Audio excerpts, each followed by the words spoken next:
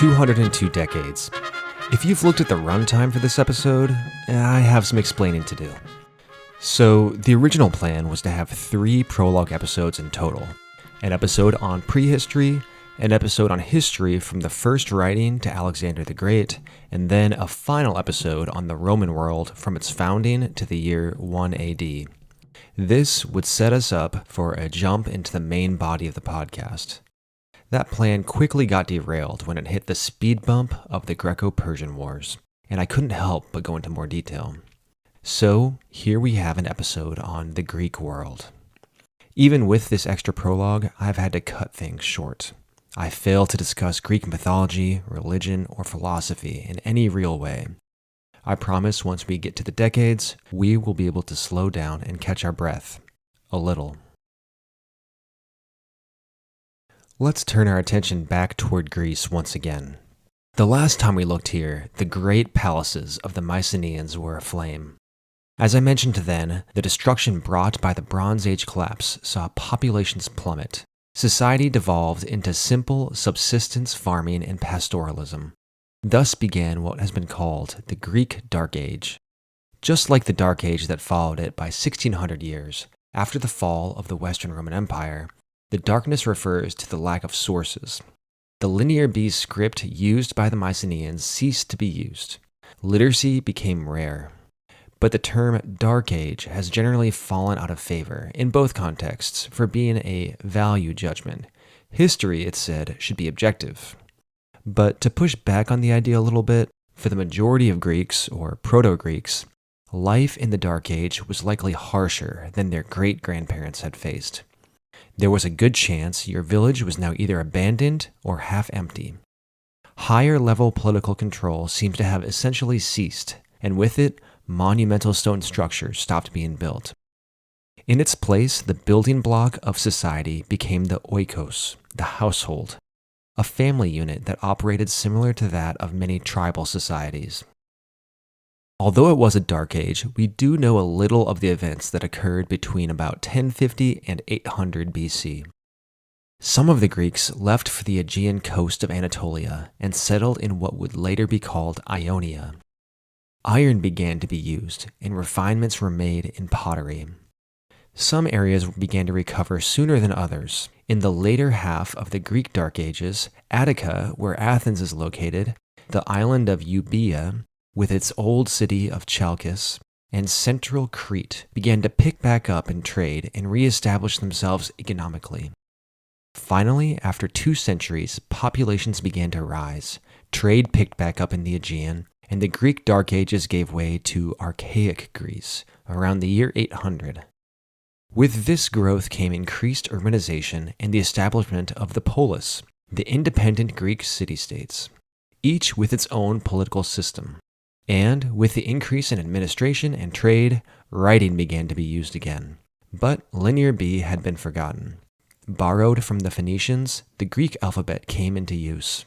Lastly, a final distinction between the Dark Ages and what followed was the establishment in 776 BC of the Olympic Games. I would love to stop and gawk at this moment, but a whole podcast series could be written on this. We must press on. When we talk about the Greeks of the Archaic and Classical Age, it's important to remember that while they shared a language and could be considered a distinct people, they were far from united. In Greek mythology, Helen was the father of the Greeks, holding the same place as Jacob would have for the Israelites. Even today, the Greek name for Greece is Hellas. Helen was the grandson of the Titan Prometheus, who granted the use of fire to humanity. He had 3 sons, Doris, Xuthos, and Aelus. Xuthos had 2 sons of his own, Ion and Achaeus.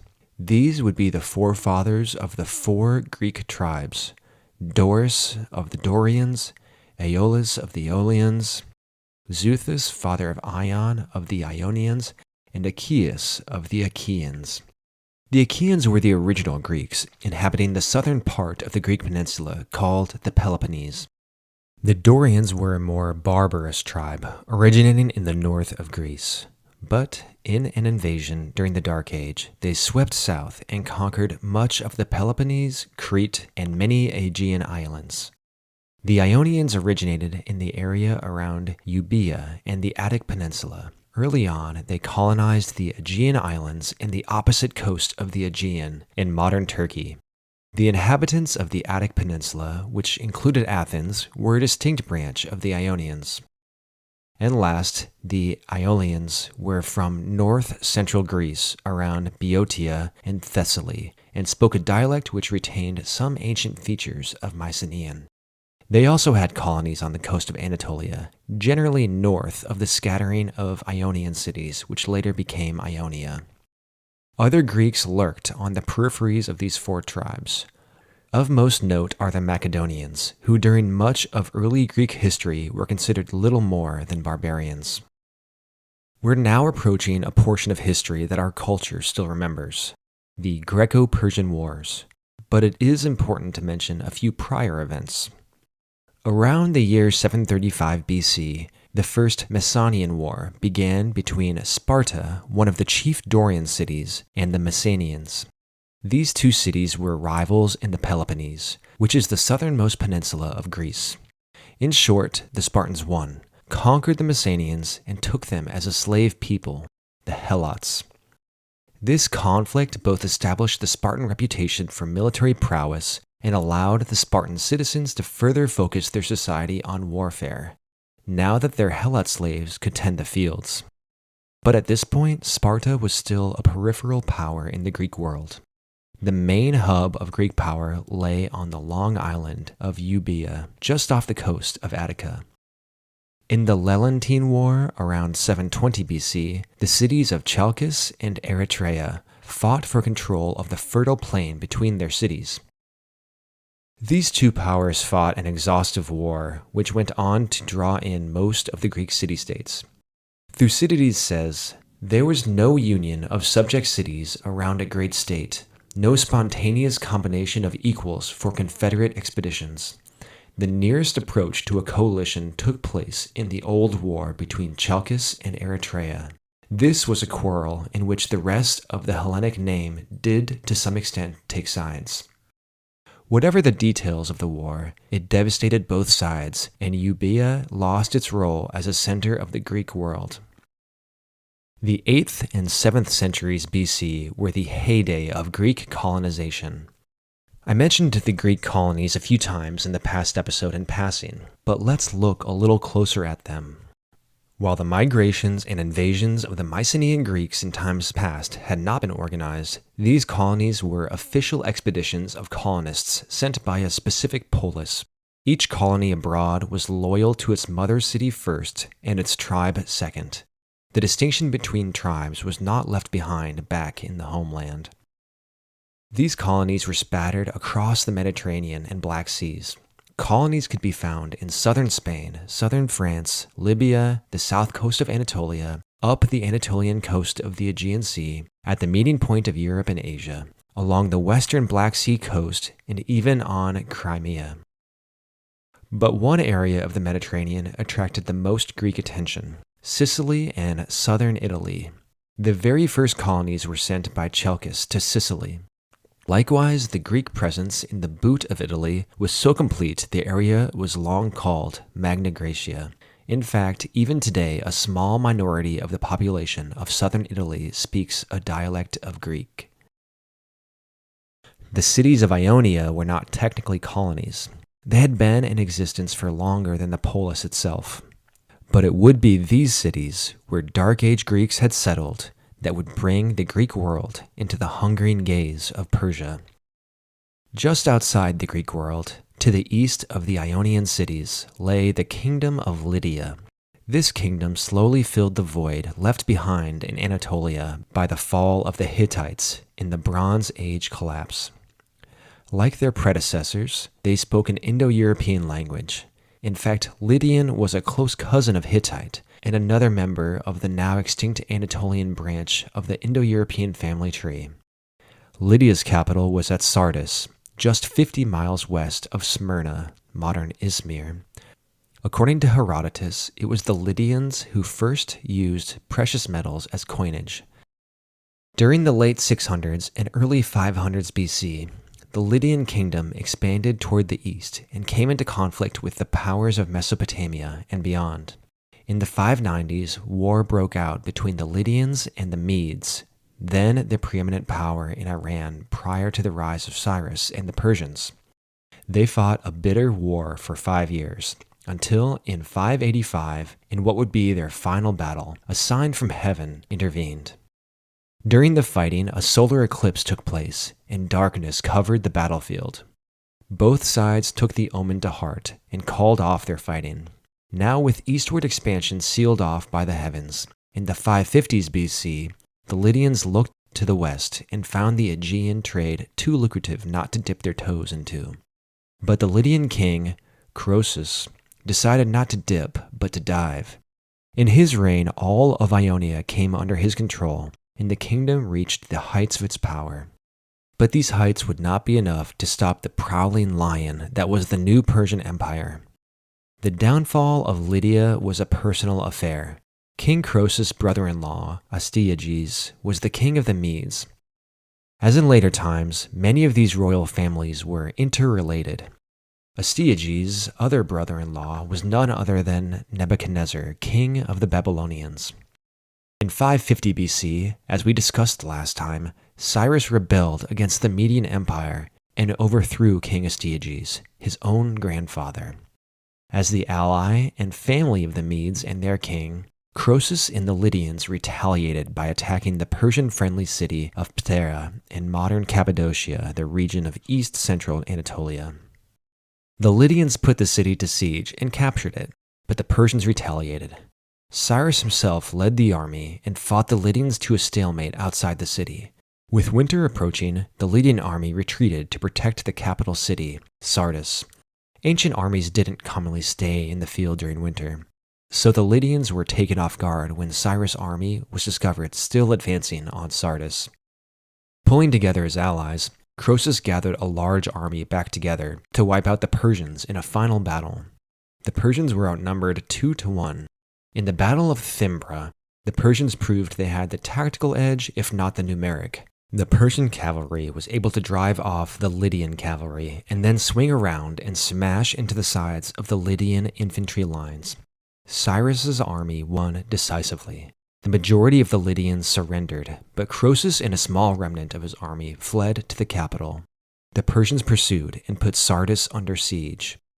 Still confident in surviving, thanks to the fortifications of Sardis, Croesus called for aid from his allies, the Egyptians, Babylonians, and even the Spartans, who maintained ties with the Lydians. The king assumed he would have time to hold out and wait for his allies to arrive and drive the Persians off. Many sieges lasted for months or years. The Spartans, though, were busy fighting with Argos, and their first encounter with the Persians would have to wait another 60 years. But it wouldn't have mattered. The siege lasted only 14 days before the Persians found an undefended area of the wall and swarmed over it. Like the Median Empire and soon the Babylonian Empire, the Lydian Empire was no more. The Persians incorporated the territories of Lydia into a satrapy, which is a province. Shortly after, they conquered the cities of Ionia. The stage was set for the Great Greco-Persian Wars. 40 years after their conquest by Persia, the cities of Ionia were chafing under their new masters. The Ionians had not given up their independent spirit and were constantly subverting the purposes of their rulers. In response, the Persians had appointed tyrants to rule each of their cities. But this harsher and more direct rule only pushed the Ionians closer to revolt. In 499 BC, the tyrant of Miletus, an Ionian city on the southwest coast of Anatolia, attempted to conquer the island of Naxos. The expedition went terribly, and sensing his impending dismissal, he rallied the other Ionian cities into a full rebellion. Joining them in throwing off the Persians were the Aeolian cities on the coast further to the north, the Greeks of Caria, the region to the south of Ionia, as well as the Greeks of Cyprus. At first, these rebels had the momentum.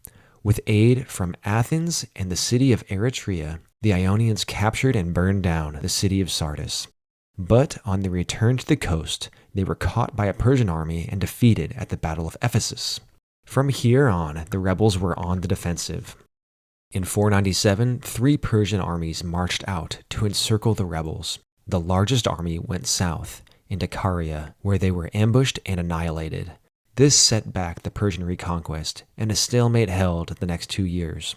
In 494 BC, though, the Persians had regrouped and decided to go for the jugular by attacking the center of the rebellion, Miletus.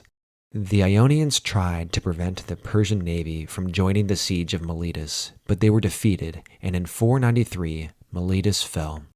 This effectively ended the rebellion, and the Carians and the other Ionian cities surrendered. The Persian king Darius was merciful in his peace offering to the Ionians. The intervention of the Athenians and the Eretrians, however, would not be forgiven. Darius saw how the meddling Greek city-states could disrupt his empire and resolved to conquer all of Greece. In 492, an invasion force was sent out across the Bosporus, the narrow gap between Europe and Asia. The Persians reasserted control over the European side, called Thrace, and Macedonia, before heading back to Anatolia. Following this show of force on the periphery of the Greek world, King Darius sent ambassadors to all the city-states of Greece, advising their submission. All but 2 agreed, Athens and Sparta. The defiance of these 2 city-states spurred a new Persian expedition in 490 BC. An invasion force left from Cilicia, the fertile region in the southeast corner of Anatolia, and began to island hop across the Aegean. The Persians made a pit stop at Naxos, which Herodotus called the most prosperous Greek island of the era. They captured it and burned it. Their next target was Euboea, upon which sat the city of Eretria. King Darius had not forgotten the city's role in the Ionian revolt. The city was besieged, but quickly fell. It was sacked, looted, and its citizens enslaved, a clear example to any other cities thinking of rebellion. Finally, we come to the part of the story you might already know. From Euboea, the fleet sailed south to Marathon on the Attic Peninsula, a day's march from Athens. The plain of Marathon seemed an ideal location to unload and get in fighting order before advancing on the defiant Athenians.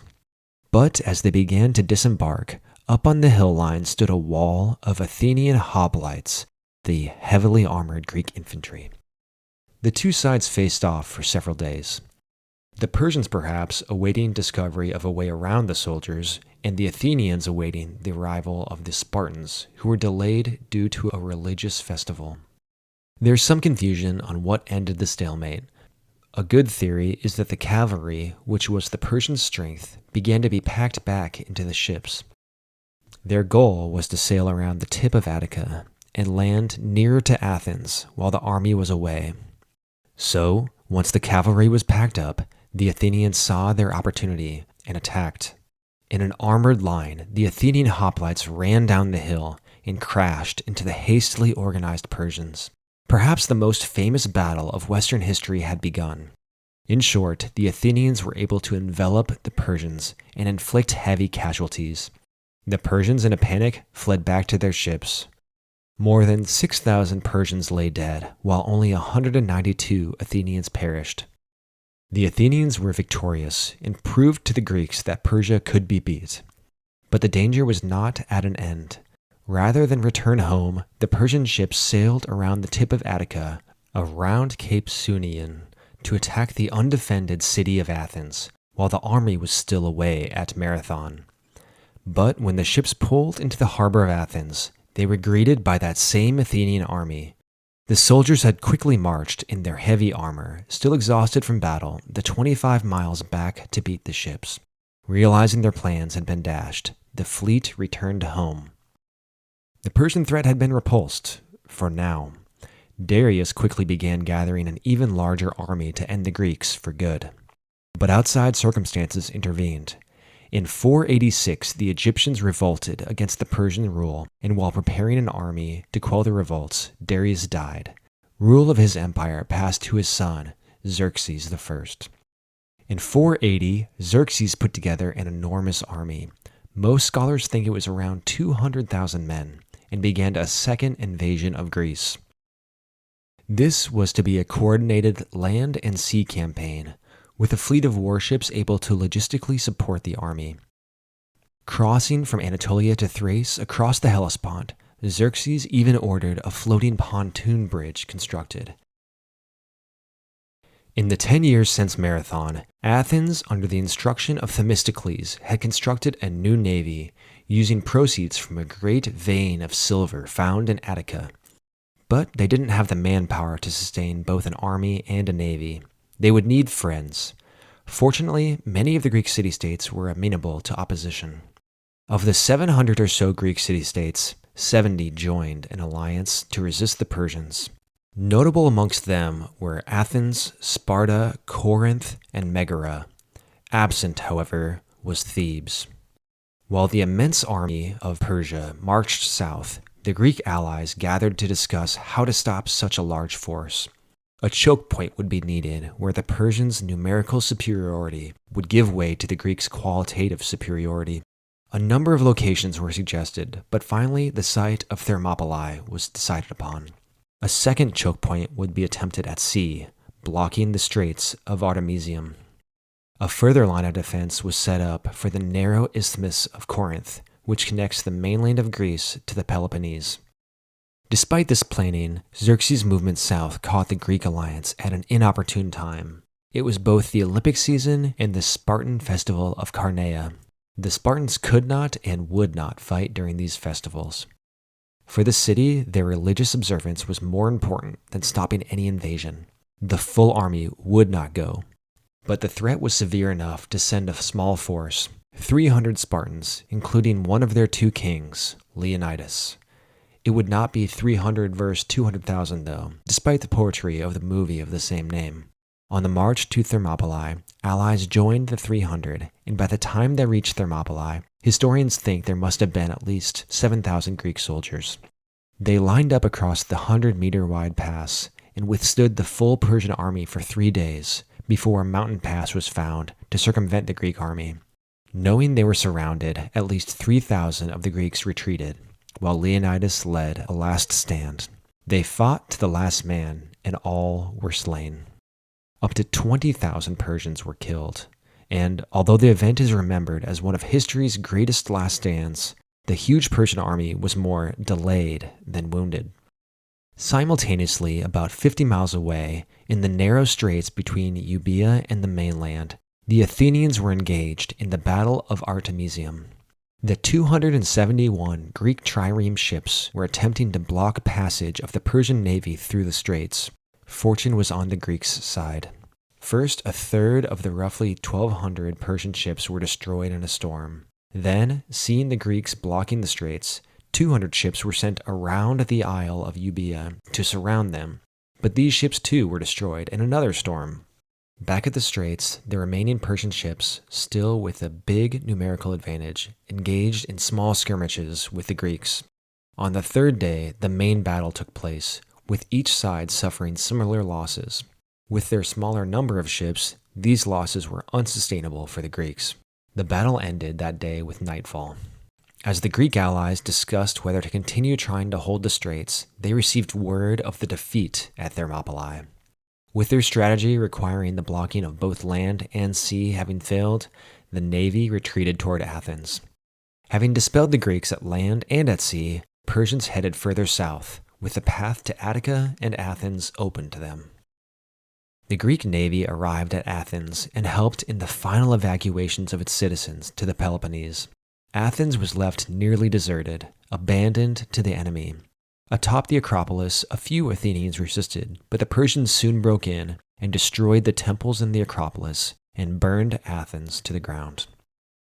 A new line of defense was made by the allies at the Isthmus of Corinth, and a wall was constructed.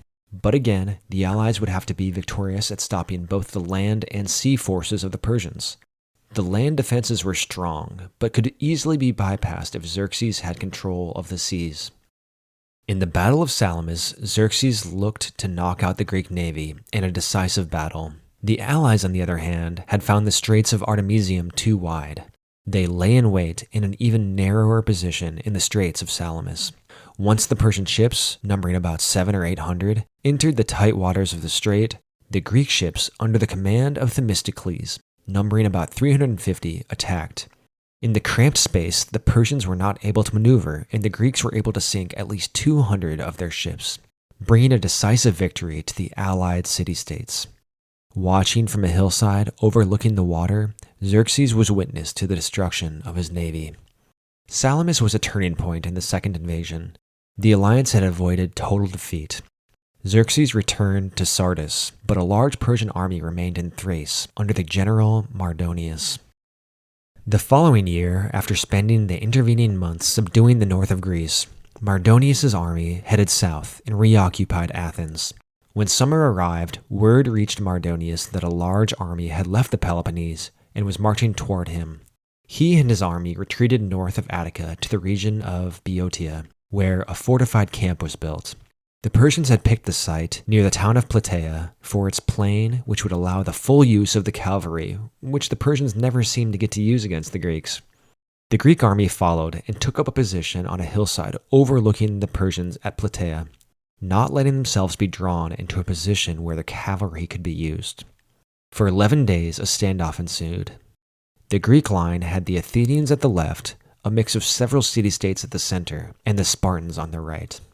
Mardonius's cavalry employed hit-and-run tactics to harass the allied line and perhaps provoke them to come down from the hills. Although they had some success in these skirmishes, in one of the charges the cavalry commander was killed and the rest of the horsemen fled. Encouraged by this small victory, and with the threat of the cavalry seemingly neutralized, the allies moved lower on the hill, where there was a better water source. But Mardonius was willing to wait. He sent forces to halt the supplies being brought over the hillside to the Greek army, and despite their general being killed, the cavalry was able to seize and destroy the sole well the Greeks were relying on for water. With their supplies interrupted, the Greeks waited 2 more days, hoping for an opportunity to present itself. None came. Finally, the allies decided a retreat was needed, but it would have to be done at night to prevent a full charge of the Persians after them. Night fell, but the retreat was sloppy. The center third of the line had gone the wrong direction, and when day broke, the Athenians on the left and the Spartans on the right hadn't even begun to retreat yet. In the morning light, Mardonius saw the disorder of the Greek lines and ordered a full assault. The Greeks split into 2 sections, spun around to face their enemies, to not get caught with their backs turned while fleeing. On the left, the Athenian hoplites had the grim honor of fighting another force of hoplites, the Thebans, who had allied with the Persians. On the other side of the field, the Spartans faced a huge army of Persians. As was seen at Marathon and Thermopylae, the heavily armed and armored Greek hoplites were more than a match for the less well-armored Persians. The Spartans cut into the Persian lines and advanced. Mardonius was there on his white horse, shouting commands, surrounded by his 1,000-man bodyguard of elite infantry called the Immortals.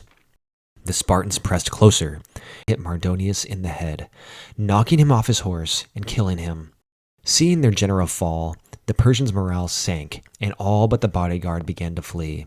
Back across the field, the Athenians had just won a grueling push of shield and spear against the Thebans, the remainder of whom, seeing the Persians fleeing, fled themselves, though in a different direction, back towards Thebes. Although disordered and sloppy, the battle was a great victory for the allied Greeks. This victory was not just a stalling or wounding of the Persians.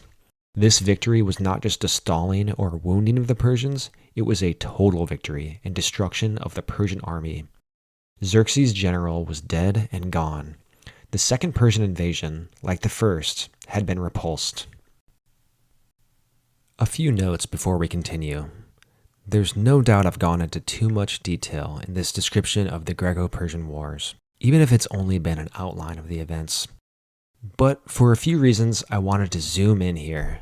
First, this style of detailed narrative is much more like what the main body of this series will be like, rather than the quick bouncing from topic to topic we've had so much of so far in these prologue episodes.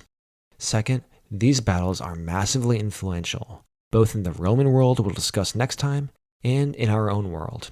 Today, these battles are perhaps the most referenced and well-known events of antiquity, so we might as well cover them a little more in depth than, say, the Battle of Kadesh, which we talked about last time. In the main body of this series, inevitably, rulers, military action, and politics will be a large portion of the podcast. This is what people of the past wrote about, so it's what we know the most about, and these actions had effects on what happened next. The common people, the arts, and broad societal trends are often, as in this podcast so far, skipped over. In our march through the past 202 decades, however, I aim to give proper time to non-military matters in the common people, especially every century when we stop to look around. But back to Greece. The defeat of the Persians led to a Greek golden age and a flowering of Greek philosophy and literature, particularly in Athens. Before we zoom back out, let's add some color to our picture of classical Greece and examine the two most dominant city-states of this age. Athens is famous today for its place as a founder of democracy, but this system of governance didn't spring up overnight. Let's quickly cover the development of democracy in Athens. Looking way back to the Bronze Age collapse, Athens seems to have been one of the first cities to have bounced back from the destruction. Unlike the Achaeans at the Peloponnese, the Athenians claimed to have never been conquered by the Dorians. They were pure Ionians. The first recorded ruler of Athens was Draco. Before his time, the laws of Athens were only orally recalled. This afforded the aristocracy unfair and unequal knowledge of the laws, which made it quite easy for them to take advantage or twist the laws to their benefit. Around 622 BC, the citizens of the city had had enough. One of the aristocrats, Draco, was appointed the task of writing a law code.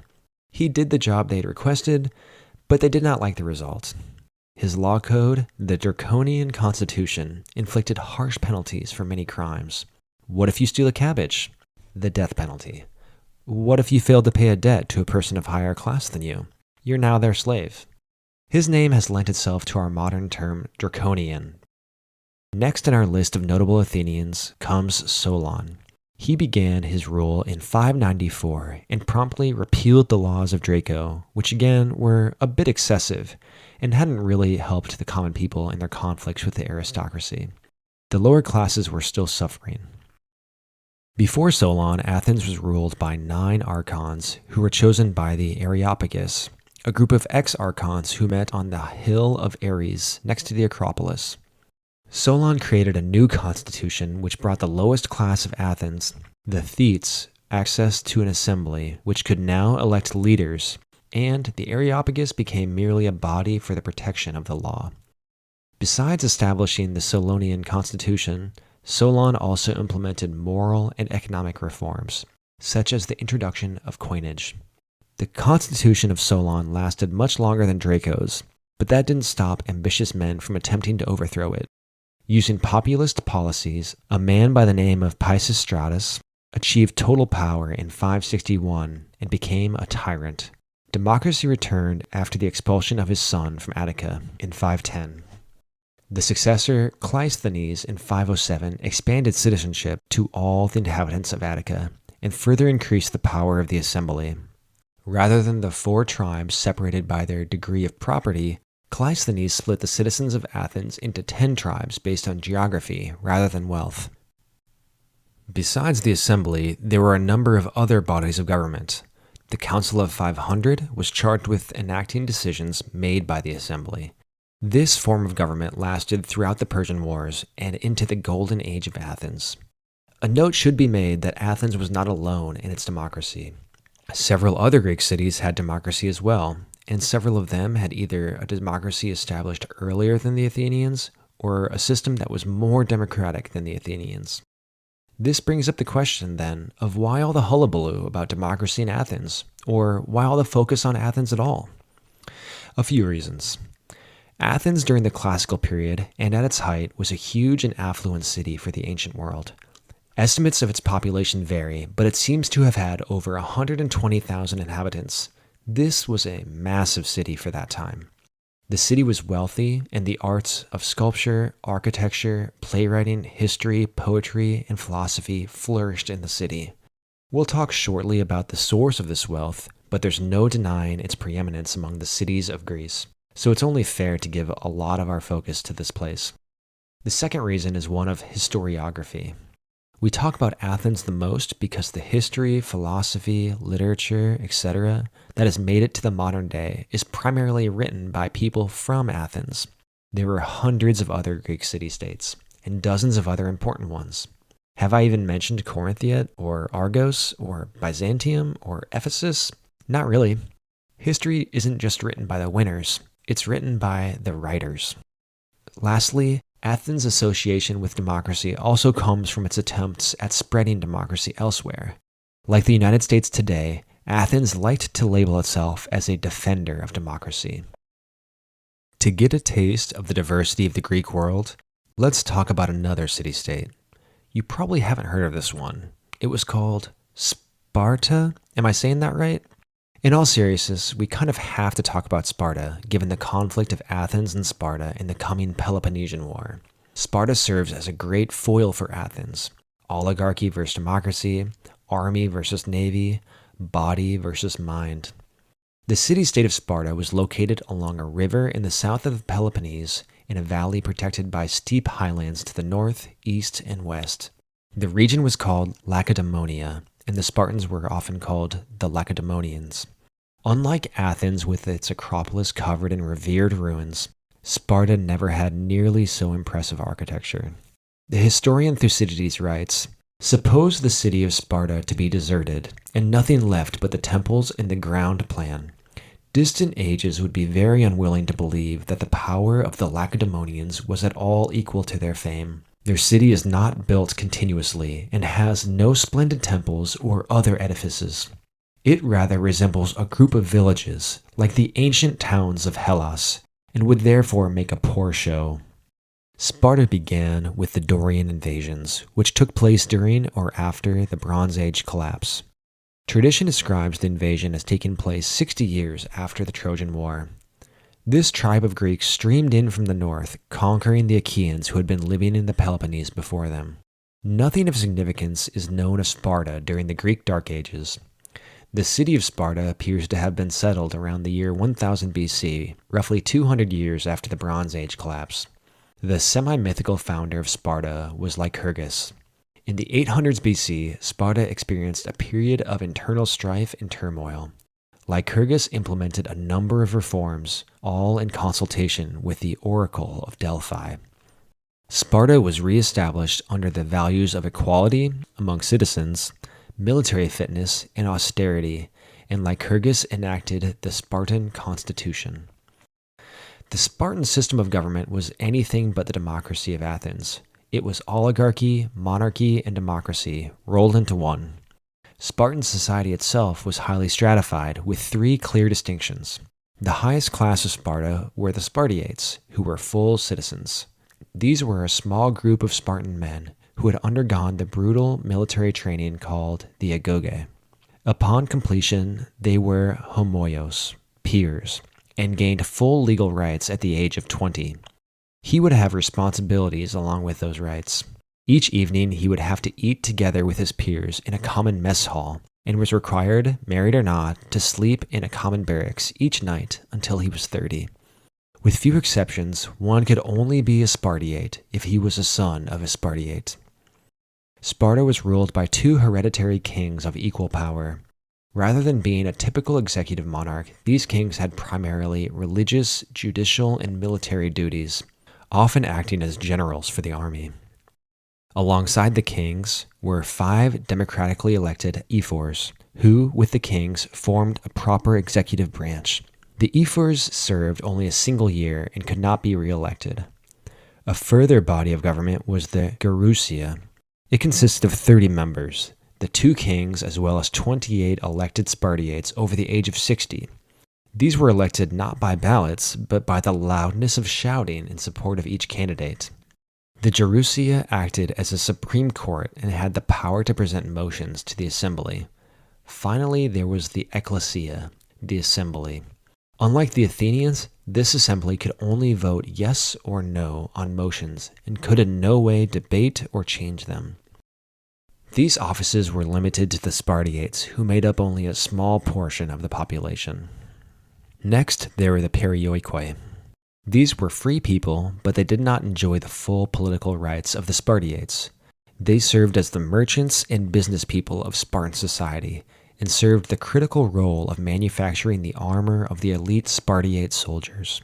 Base skills such as metallurgy and craftsmanship were beneath the Spartiate warriors.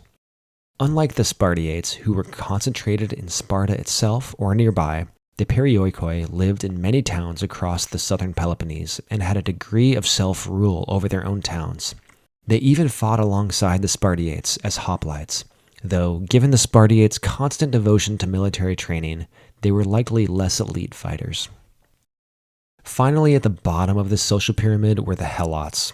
These people made up the majority of the population and served a role in society somewhere between slaves and serfs.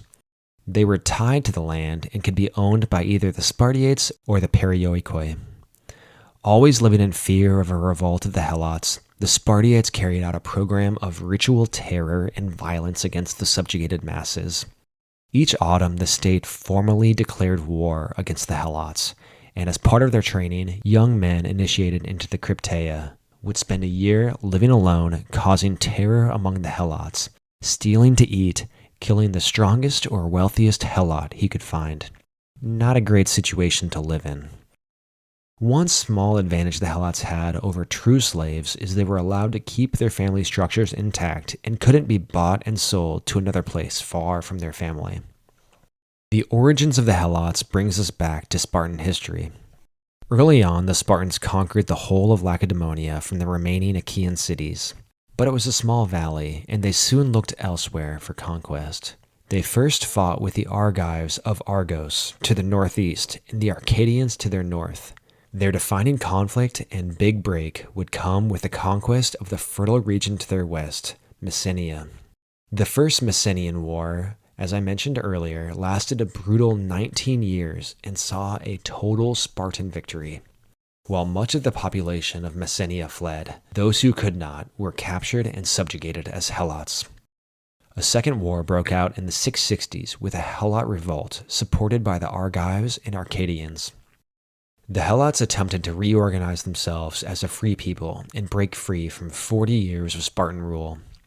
The Spartans were able to eke out a victory and re-subjugate the helots. This revolt entrenched the militarism of the Spartans. They had now seen firsthand that only military power would allow them to survive and rule the helot masses all around them. In the 550s, Sparta attempted to conquer the Arcadian city of Tegea, but failed, and instead formed an alliance with them. This was the starting point for the establishment of the Peloponnesian League. By 506 BC, nearly the entire peninsula, apart from Argos, had joined the League. On the eve of the war with Persia, Sparta was unequivocally the most prominent Greek city-state, and, as we saw in the Battle of Plataea, the Spartans rather than the Athenians were naturally agreed upon to lead the coalition of city-states.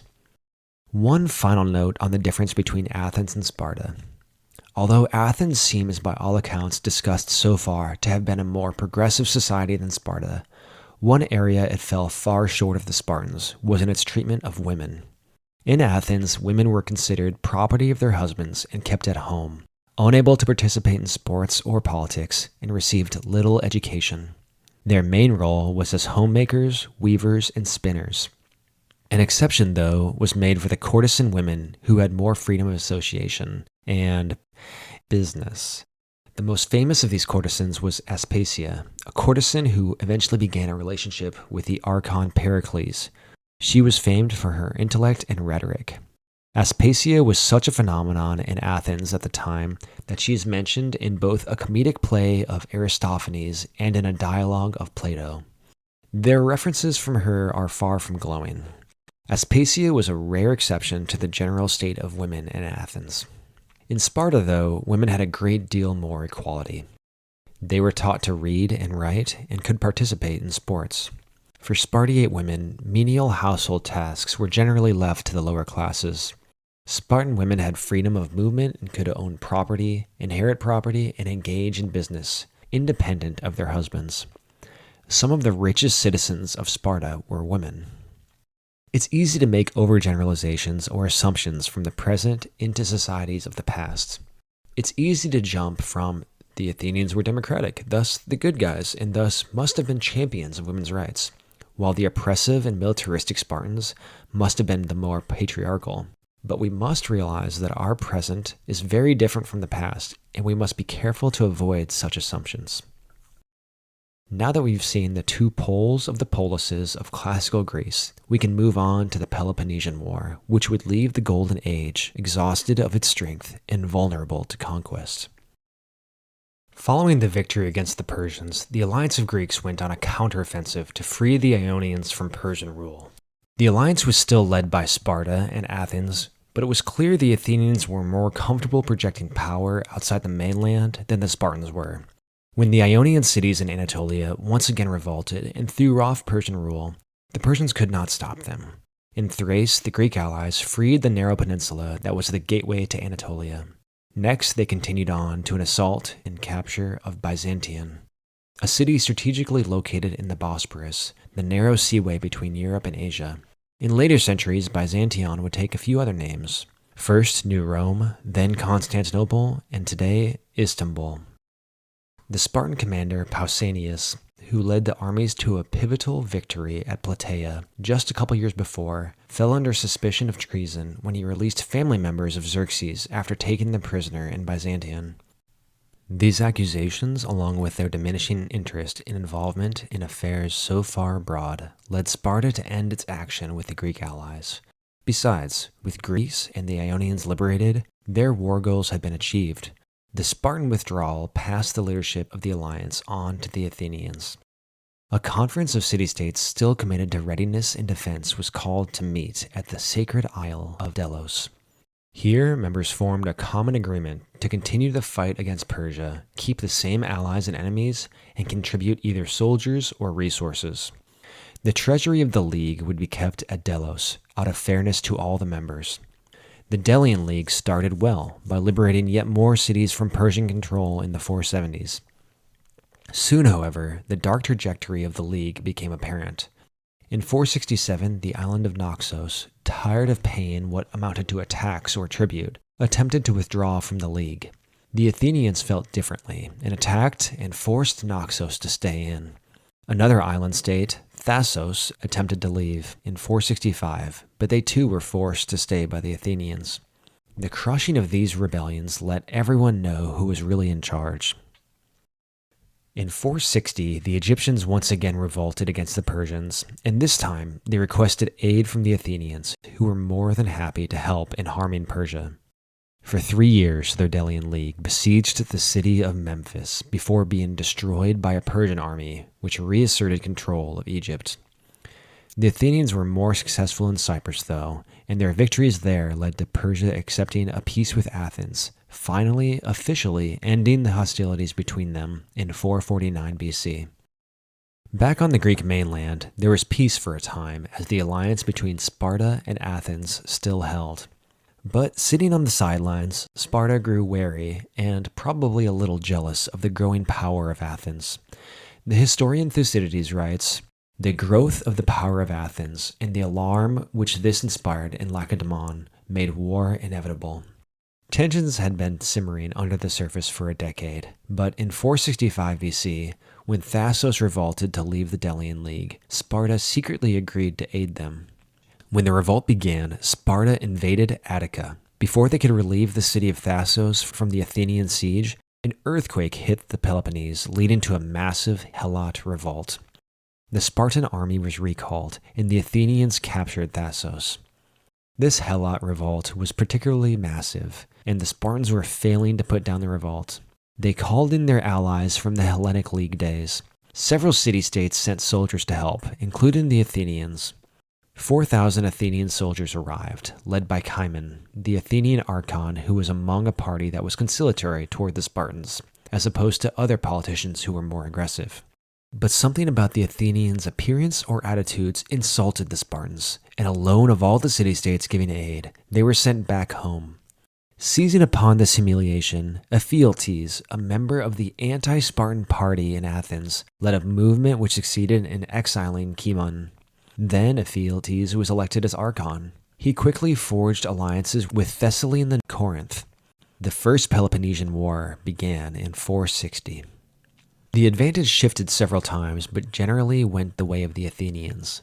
The Athenians were able to complete the long walls, which stretched around Athens and extended to Athens' port, Piraeus. With their naval superiority, they ravaged the coastline of the Peloponnese. In 454, Athens moved to the treasury of the Delian League from Delos to the Acropolis of Athens itself, giving them more control of the finances. But the defeat of the Athenian forces by the Persians in Egypt seemed to reverse their fortunes.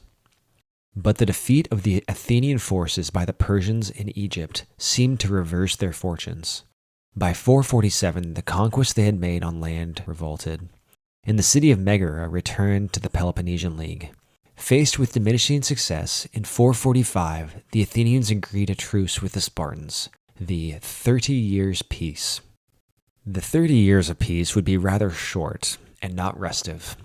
The commitment to the truce was tested in 440 when the island of Samos decided they, like many others, didn't really like being part of the Delian League, which more and more seemed like an Athenian empire. The rebels of Samos even called in the Persians for support. The Spartans and other members of the Peloponnesian League debated on assisting Samos, but decided against it. The rebellion was crushed. Cracks began to form in the truce.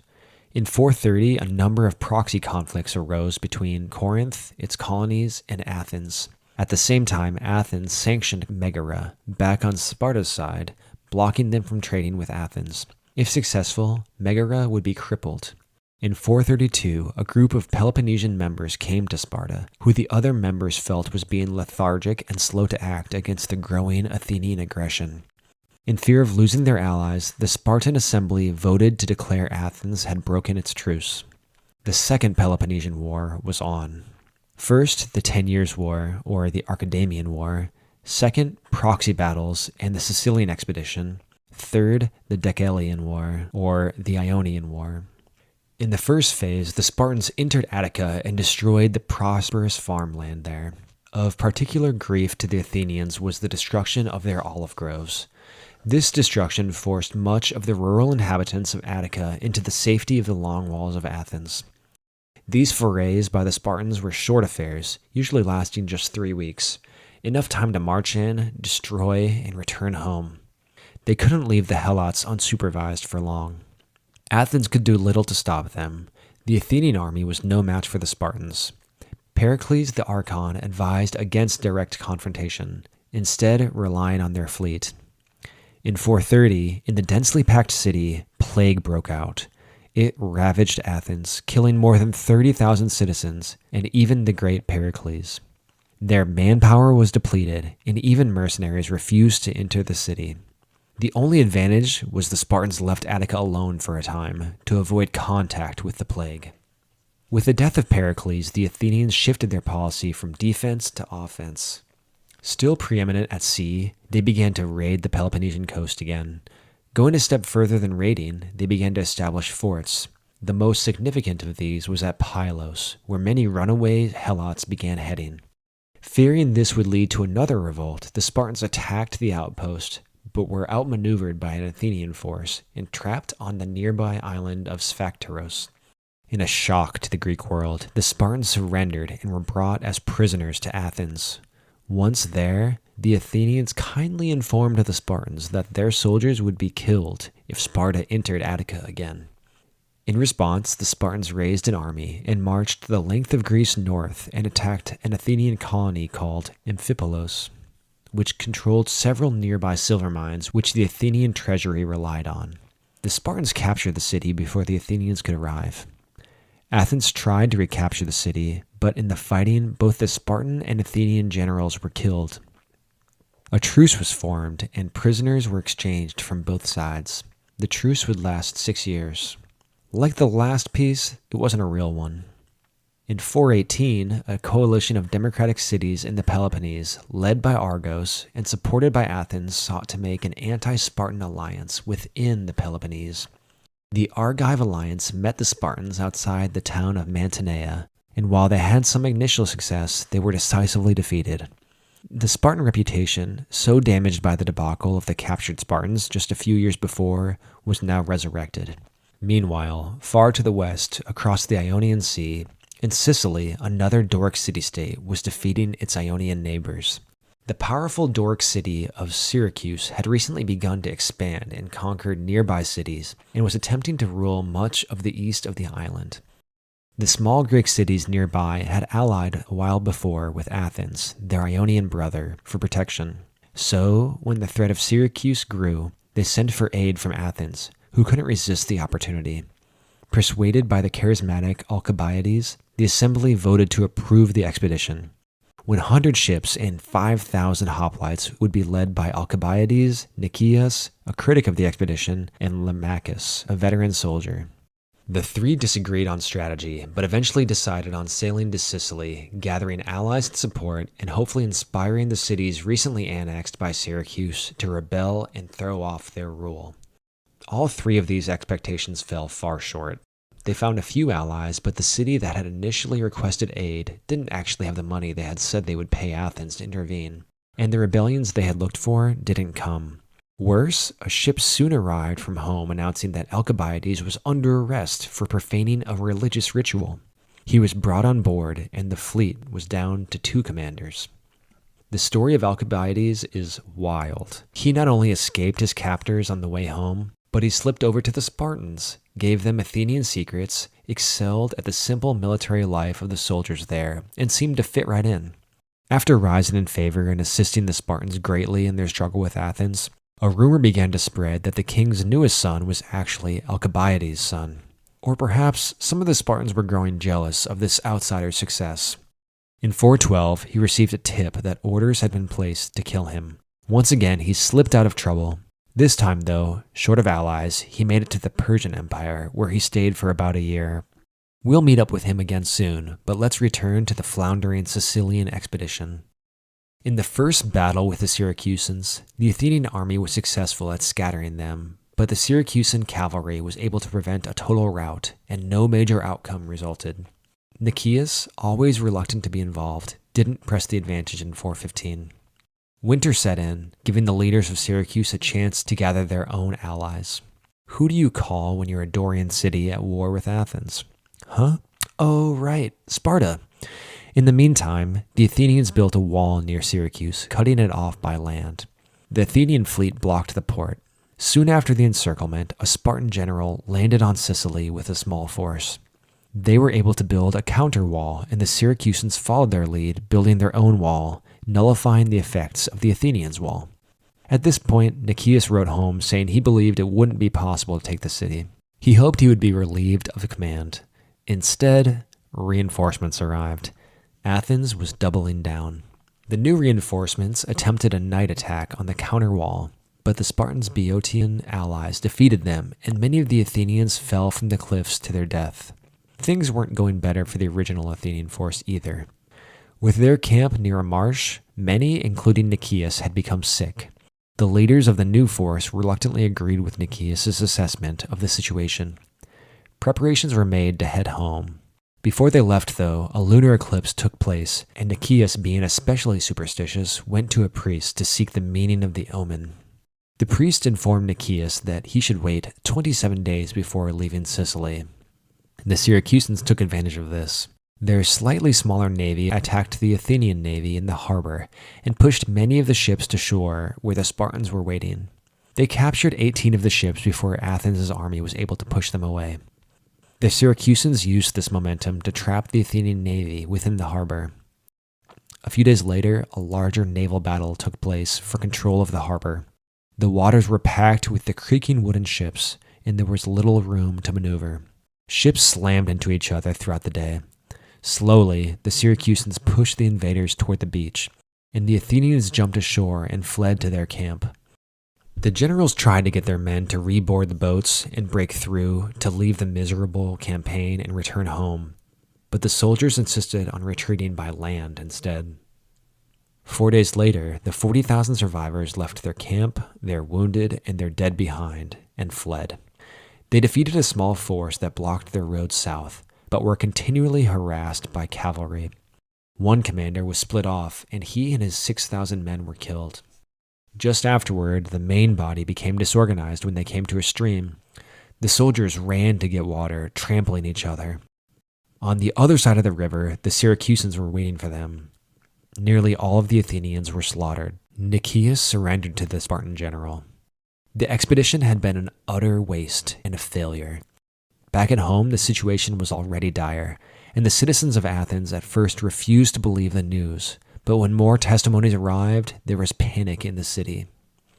See, the Spartans had not been idle while the Athenians were away with their military. Taking the advice of Alcibiades, they had built a fort at Decelea, a site north of Athens that effectively cut off Attica from land. On a clear day, the Athenian citizens could see the fort on the horizon. So imagine their fear when they learned their army had been destroyed. Attica seemed open for invasion. With Athens essentially blockaded from land, all supplies had to come in by sea to feed the city swollen with refugees. This was expensive, and worse, the Spartans had freed 20,000 slaves from an Athenian silver mine. No silver, no food. Athens demanded ever more tribute from its subject allies, which further raised tension with the already malcontent cities. Many of the Ionian cities left the Athenian Empire. The end seemed at hand for Athens, but the Spartans, Corinthians, and Syracusans were slow in seizing the moment. If they had struck then, they could have ended the war. Instead, Athens was allowed to limp on for several more years. Looking around at the state of their city, the Athenian aristocrats took matters into their own hands. In 411 BC, 400 oligarchs seized power in a coup, tired of the disastrous reign of the Democrats in the past few years. The oligarchs were interested in peace with Sparta, but the remnants of the Athenian fleet stationed at Samos did not recognize the new government, and they called in Alcibiades and appointed him as their leader. The sailors wanted to return home and reestablish democracy, but Alcibiades convinced them to turn their attention on their enemies. In 410, they won a battle over the Spartan navy, which kept the Athenian Empire alive. The success of the Athenian navy led to a democratic revolt, which succeeded in toppling the oligarchs just 2 years after they had taken power. Just when things looked darkest for Athens, Alcibiades had returned and given them new hope. The reality of this situation was still dark for Athens, though. Despite a string of victories at sea, the Spartans still held Decelea. The Athenian army was never coming back from Sicily, and now a new player entered the game against the Athenians. For several years, the Persian ruler, Darius II, had been concerned with Athens' growing power in the Aegean. The catastrophes it had faced in 413 encouraged him. But with Athens seeming to be reestablishing its power, Darius reached out to Sparta. In 408, he sent his son, Cyrus the Younger, who met the Spartan general Lysander. The two men shared a goal of destroying Athens and ascending to preeminence in their own spheres. Cyrus desired to be the next ruler of Persia. Lysander wanted to control all of Greece. So Cyrus gave the Spartans all of the revenue of Anatolia, and Cyrus secured Sparta's military support. Flush with cash from Persia, the Spartans were able to increase the pay for rowers, and they attracted many who switched away from the Athenians. Sparta suddenly had a respectable navy. In 406 BC, led by Lysander, the Spartan navy defeated Alcibiades' forces at Notium. Always fickle, the assembly in Athens punished Alcibiades for the defeat by not re-electing him. He would never serve Athens again. Another naval battle soon occurred at Arginusae, where the Athenians had the upper hand, but because of bad weather, they were unable to save their stranded crews or finish off the Spartan fleet. Even though they had won, the 6 naval generals were put on trial for these failures, and in the feverish frenzy of democracy, all of them were executed. Athens would have to fight without its experienced generals and with a demoralized navy. Lysander seized upon this and sailed to the Dardanelles, where Athens got much of its grain. The Athenians couldn't sit by while the Spartans destroyed their last food source, so they pursued. The Battle of Aigos-Potami, which followed, was a disaster for Athens. Of their 180 ships, 168 were destroyed. The 12 which survived escaped to Cyprus, not daring to return home to face execution from the assembly. Athens now faced starvation. Decelea cut off supplies by land, and no ships could bring in food by sea. Some wanted to hold out, but for what? They had no army, no navy, and no strong allies. They were finished. In March of 404 BC, Athens surrendered to Sparta. The Spartans placed 30 oligarchs in charge of Athens. tore down its long walls protecting the city, and absorbed Athens' empire into its own. The Peloponnesian Wars had been devastating to Greece, and the region of Attica in particular. The once fertile lands had been destroyed, and much of the country was in poverty. The Spartans had control now, and Athens was humbled. It would recover somewhat, but never again would it reach the same heights. As a brief interlude, Cyrus, the younger, son of Darius II, called upon the aid of the Spartans to gain the throne of Persia over his brother Artaxerxes. 10,000 Greek mercenaries were gathered and marched with Cyrus across Anatolia and into Mesopotamia. The historian Xenophon accompanied this expedition personally and records their journey. The 10,000 fought and won a battle against Artaxerxes' forces at Babylon, but realized only afterward that their patron, Cyrus, had been killed. Now, deep in enemy territory, without food, support, or pay, the 10,000 elected leaders marched and fought their way north, up the Tigris River, into Armenia, and then traveled along the Black Sea coast to return to Greek lands, returning in 399 BC. Already cracks were forming in Spartan control over Greece. While all of Athens' revenue now flowed to Sparta, its allies, notably Corinth and Thebes, noticed they received none of the spoils. Chafing under Spartan rule, its old allies, along with Athens, refused to take part in campaigns in Ionia. In 395, these cities, Athens, Corinth, Thebes, and Argos, began what is called the Corinthian War against Sparta. At first, the Spartans won several land battles, but their navy was destroyed in the Battle of Cnidus by the Persians, who had joined the war against Sparta, always keen to prevent any great power from forming in Greece. This loss of Sparta's navy encouraged the Athenians to capture several islands they had controlled in the Delian League. Reversing course again, the Persians flipped their support back to the Spartans, a more distant threat than the Athenians. With the loss of Persian support, the allies sought peace with Sparta in 387. In what many of the Greeks felt was a betrayal of over 100 years of fighting, the treaty agreed between Sparta and Persia also handed over the cities of Ionia and Cyprus back to Persian control. This peace was guaranteed by the Persians, who ruled that no more leagues could be formed in Greece, and that the Spartans would enforce this. The Thebans lost the most in this agreement, with their Boeotian League being disbanded and their cities garrisoned with Spartan soldiers. The rulers of Thebes at the time, Epaminondas and Pelopidas, weren't ready to cede their growing power.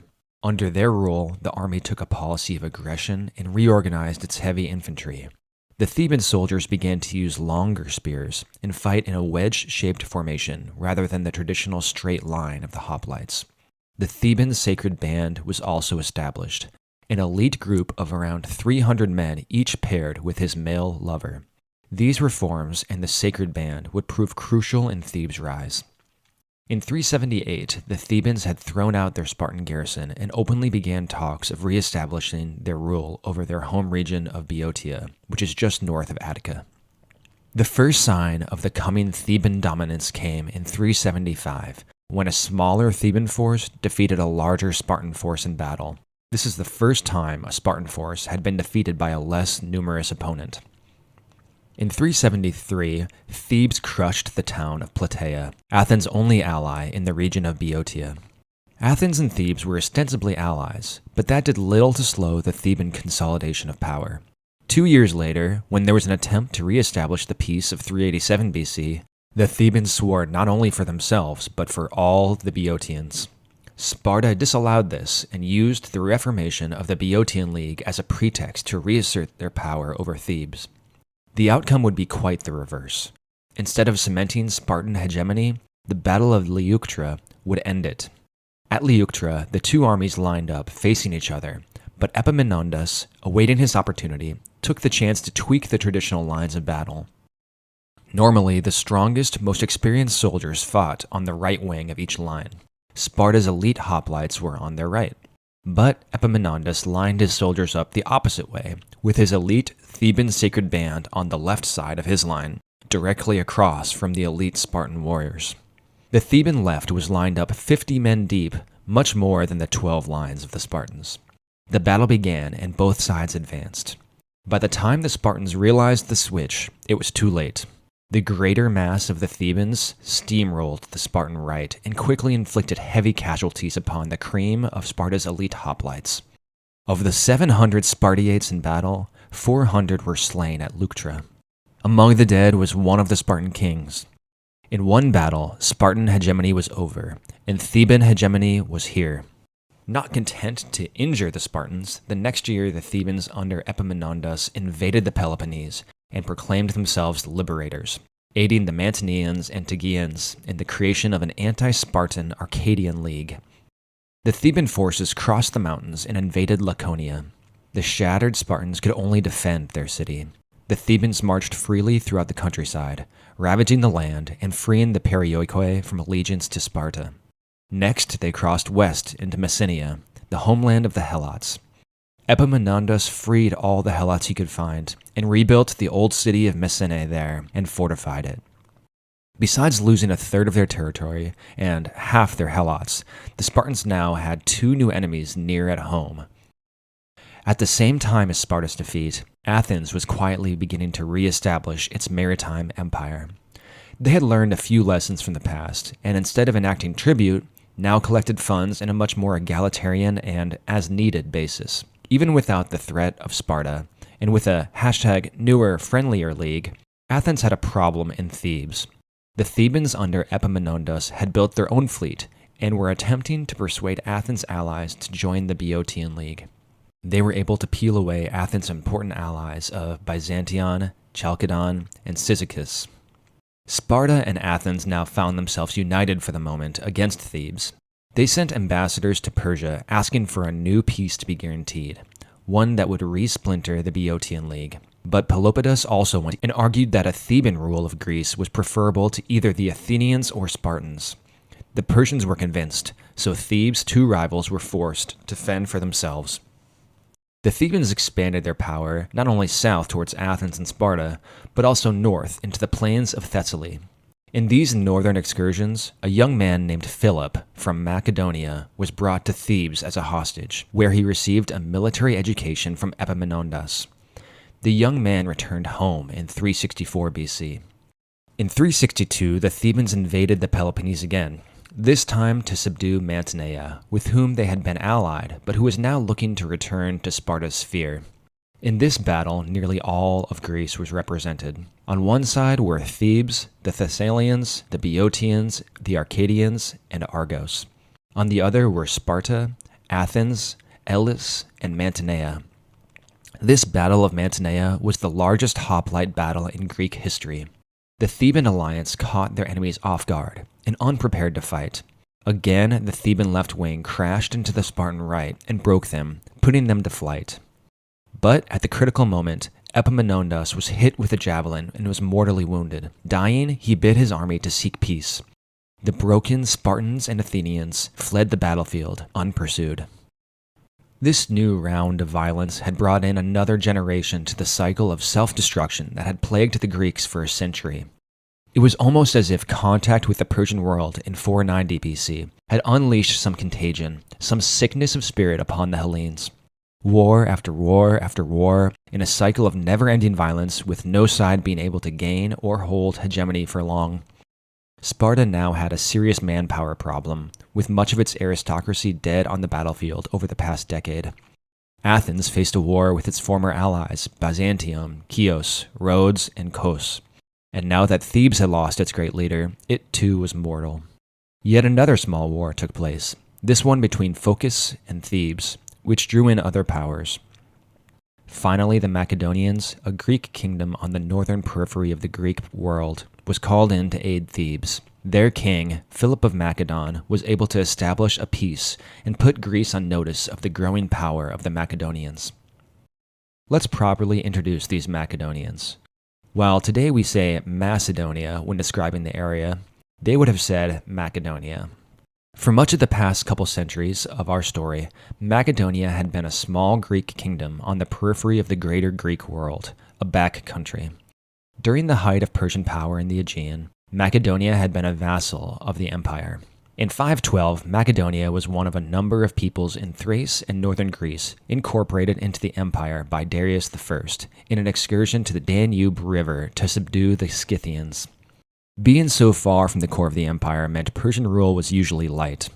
When the Ionian revolt was put down, though, by the Persians in 492, the Persian general Mardonius reinforced Persian rule over Macedonia. During the Peloponnesian Wars, Macedonia sided with the Spartans against Athens. Their position was always compromised by the threat of invasion of Thracians from their northeast and Illyrians from their northwest, both non-Greek barbarians. In 370, the Macedonian king Alexander, no, not that Alexander, invaded Thessaly and captured the city of Larissa. The Thessalians sought and received help from Thebes, who recaptured Larissa. In the peace agreement, the king's brother, Philip II, was taken as hostage to Thebes. As we mentioned, Philip was witness to the military transformations and successes of the Thebans while he was captive there. In 359, Philip's other brother, Perdiccas, was king when he and the Macedonians' army suffered a major defeat by the Illyrians. The king was killed. Now, at the age of 24, Philip became king of Macedonia. Immediately upon ascending, he spent his energy on transforming the army of the kingdom. He introduced a new weapon for his soldiers, the sarissa, a 6-meter-long pike. He made his phalanx into a row of first 10 by 10 and then later 16 by 16 soldiers. The spears of the first 5 rows stuck out past the first men in the formation. The later rows held their spears up at 45-degree to 90-degree angles to deflect arrows and other projectiles. These new pikemen still did have a small shield and a sword, but their total weight of armor was 10 pounds lighter than the traditional hoplite soldiers. This phalanx would crash into the enemy, and with their long spears were able to hold the enemy hoplites in place, while the cavalry charged in to strike a blow from the side. The elite Macedonian cavalry were called the companions. Working in concert with the redesigned phalanx, they were essential to the combined arms tactics of the Macedonians under Philip and his son. Philip took several wives to secure alliances with his neighbors. The most auspicious of these was Olympias. She was from Epirus, an area in the northwest corner of Greece and in Albania. If the Macedonians were at the edge of the Greek world, Epirus at this time seemed nearly foreign. This marriage provided an alliance with Epirus, and their union soon gave Philip a son, Alexander III. Yes, that one. With Athens busy fighting its former allies, Macedonia captured the Athenian colony of Amphipolis and a few other cities nearby. In that war between Phocis and Thebes, Philip was able to expand his rule south into Thessaly, the region bordering Boeotia in the north.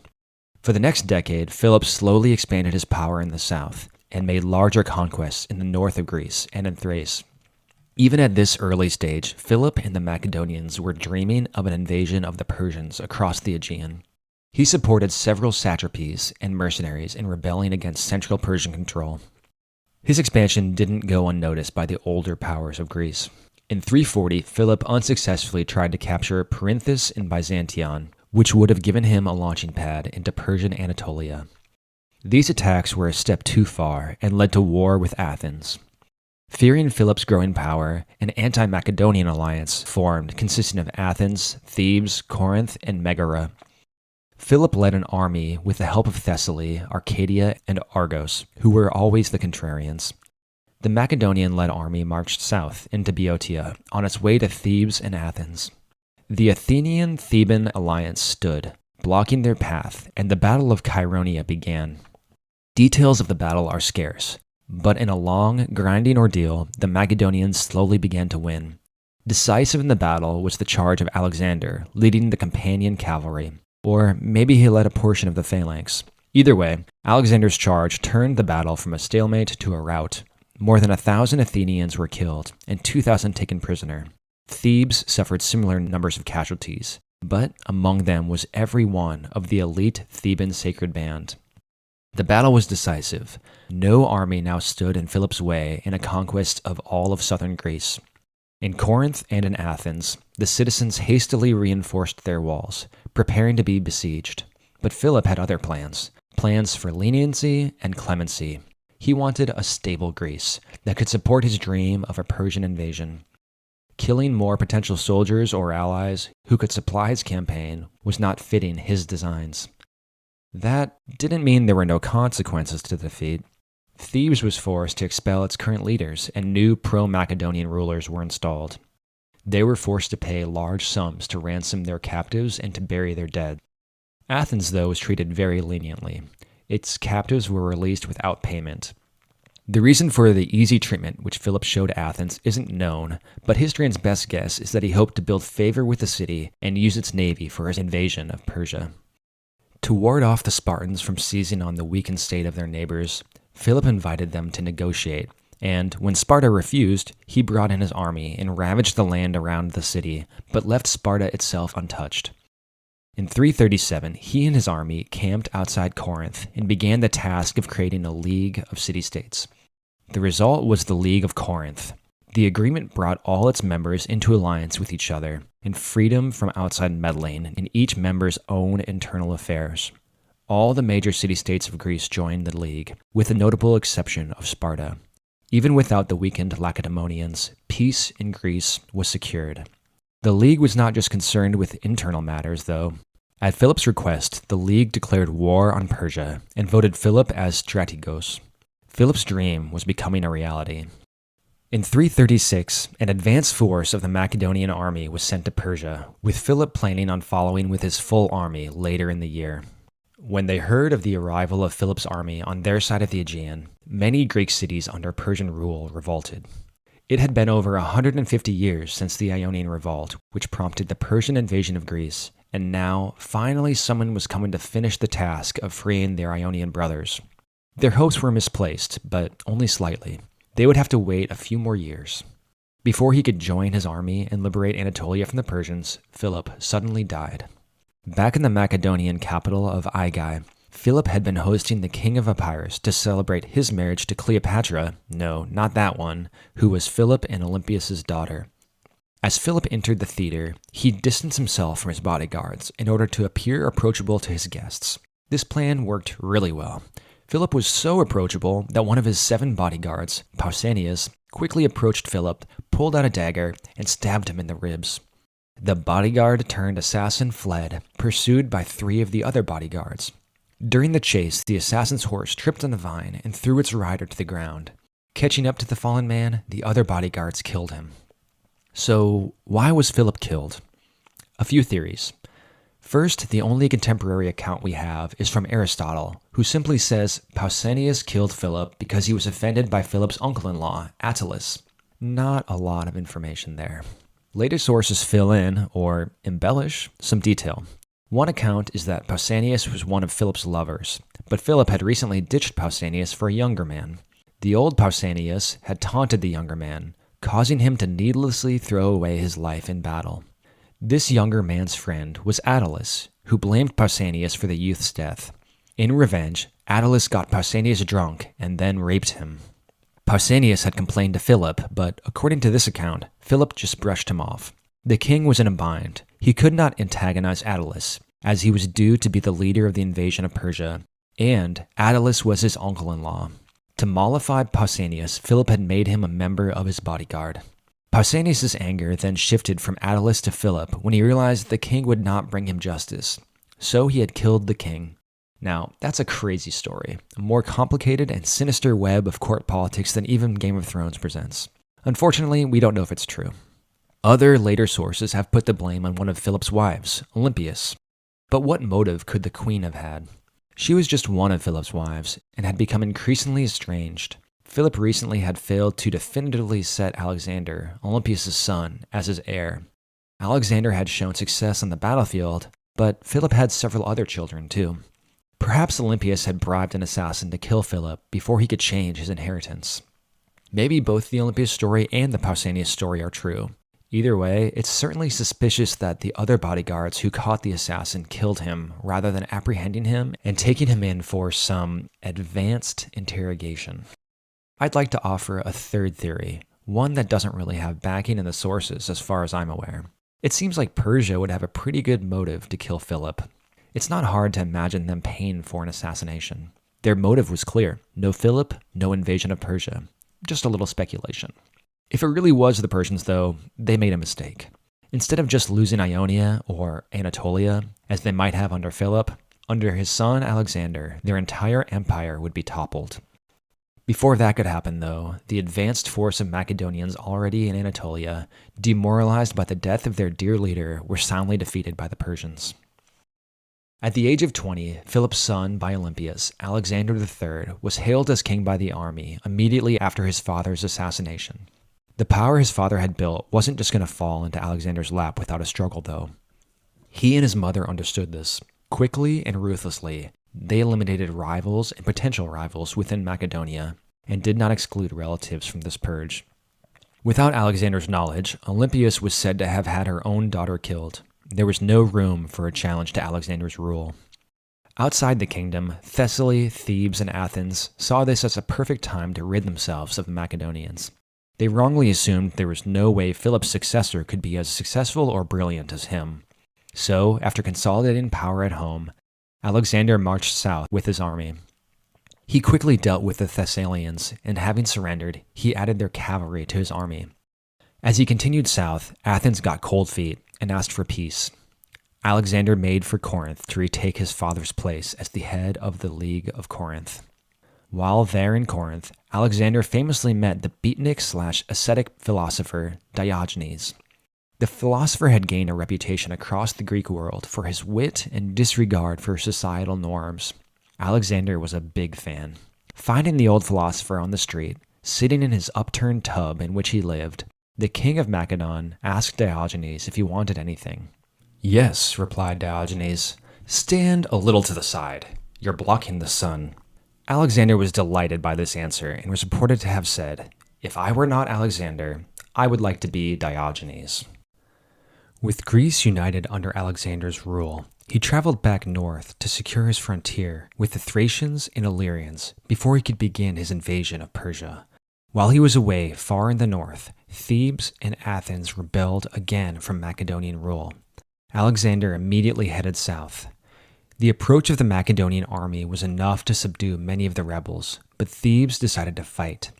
In the battle outside the city, Alexander brutally crushed Thebes. Merely killing the rebels was not enough. He razed the city and divided its territory among the other Boeotian cities. Thebes was no more. Athens, hearing of the total destruction, begged forgiveness. This time, Alexander showed clemency. The time was ripe for the invasion of Persia. In 334 BC, Alexander crossed the Hellespont from Greece to Asia Minor with 48,000 Greek and Macedonian soldiers and 6,000 cavalry. Unlike his father, Alexander's goal was not only to free the Ionians and perhaps control Anatolia. No, his goal was to conquer the entire Persian Empire. In just 3 pitched battles, Alexander would bring the great Achaemenid Persian Empire to its knees. For the moment, though, the Persian Emperor, Darius III, did not take the young man seriously. As Alexander moved deeper into Anatolia, though, Darius commanded the 5 satrapies of Anatolia to pool their militaries together and crush the insolent invader. The two sides met in May of 334 in the Battle of the Granicus River. They lined up opposite each other, with the shallow river running between them. As the day was getting late, some advised camping for the night, but Alexander, going against all wisdom, ordered an immediate attack across the river. In a closely matched battle, Alexander's personal charges, alongside his companion cavalry, were able to clear space for his phalanx to slowly cross the river and push into the Persian infantry. Unable to stand against the phalanx, the Persian reserves were called in, a mercenary unit of 5,000 elite Greek infantry. Their discipline slowed the phalanx, but their line was interspersed with the lighter Persian infantry. When the Macedonian cavalry had beaten away the remnants of the Persian cavalry, they swept in from the flank. The light Persian infantry then fled, leaving the mercenaries to fight alone until they were slaughtered or taken as prisoners. The Macedonians had recklessly attacked and won a masterful victory. The issue, though, was that much of the Persian army had escaped. The Macedonians had been unable to pursue, being held up by those mercenaries. Still, the psychological effect of the battle was significant. As the army continued into Anatolia, city after city defected to Alexander. As the army marched towards Sardis, the satrap, the ruler of the province, surrendered without a fight. Most of the Ionian cities happily joined, but a few Greek cities who were loyal to Persia, such as Halicarnassus, had to be besieged. The Persian navy was based here and at Miletus, and were constantly harassing Alexander's supply lines, looking for a battle. Capturing these cities would remove friendly ports and force the navy to stand down. The Macedonians put both cities to siege and secured them without much trouble by the autumn of the year. Against all Persian expectations, the western coast of Anatolia had been suddenly snatched from their hands. Alexander and his Macedonian army marched inland through Cappadocia before turning south towards Syria. The Battle of Granicus and the ensuing campaign of Alexander across Anatolia had been a wake-up call for Darius III. He gathered an army and personally led it to stop the invader. An army led by the Persian king had never before lost a battle. In the Battle of Issus, the two sides met not far from the future city of Antioch. The armies lined up in almost a mirror image of the Battle of Granicus. This time, though, the Persians had a clear advantage in numbers, with more than twice as many troops as the Hellenic army. Alexander had chosen his spot specifically to help nullify the Persian advantages. On the narrow plain between the hills on the right and the sea on the left, he could prevent the enemy from fully spreading out their forces. And the cramped battlefield prevented the more numerous Persian cavalry from having as much room to maneuver. The battle began, and this time the Persian cavalry made the first move, charging across the river into the Macedonian cavalry on the left side. The Macedonian infantry began their march forward, but were slowed by both the stream and by the thousands of arrows bombarding them. On the right, Alexander and his elite companion cavalry met the remainder of the Persian cavalry, protecting their other side. Again, the battle started poorly for the Macedonians. The main force of the Persian cavalry on the left wing was winning against the Macedonian cavalry beside the sea. In the middle, the Macedonians, even in their phalanx, were being slowly pushed back towards the river. Fortune, or maybe strategy, broke for the Macedonians when Alexander's cavalry broke through the Persian cavalry beside the hill on the right side. This freed them up, and now they could swing around and, just like in the Battle of Granicus, smash into the back of the Persian infantry. The infantry was now nearly surrounded. Most broke and ran. Despite their successes on their side of the battle, when the Persian cavalry on the left beside the sea saw their comrades and general flee, they turned and followed. This time, the casualties were significant for the Persians, with over 20,000 dead. Worse for the Persians, Alexander's army captured Darius's wife, daughter, and mother. While he treated them courteously, this was of course a further blow to Darius. For the first time, the Persian king began to fear for his empire and for his life. Following the battle, he wrote a letter to Alexander, offering a huge ransom to retrieve their prisoners and giving the Macedonians half his empire, if only there could be peace. Alexander's reply was curt. It was addressed, King Alexander, to Darius. In the letter, Alexander blamed Darius for his father's assassination, and also revealed for the first time his goal was to capture all of Asia and conquer Persia itself. With the Persians on the run, Alexander was free to move his army throughout Syria and the Levant. He first moved south, and in a several-month siege, captured the Phoenician city of Tyre. Tyre was on an island, and seemed safe from the Macedonians, who lacked a navy. But Alexander simply ordered a causeway be built, connecting the island to the mainland. Half the city was destroyed in the siege, but by July of 332, Tyre was his. Yet another major port for the Persian navy had been neutralized. They moved farther south, with their sights set on Egypt. In the southern Levant, the Egyptians had a fortress at Gaza. The Macedonians made short work of this stronghold too, and with this obstacle removed, their path to the land of the pharaohs was open. When Alexander and his army arrived in the land beside the Nile in 332, their approach was said to have been more of a triumphal entry than a conquering invasion. The Egyptians saw the Macedonians as liberators. They had tried to throw off their Persian rulers several times in the past couple centuries. Alexander made sure to curry favor wherever he went. Unlike the Persians, he showed a great deal of deference to the native religion.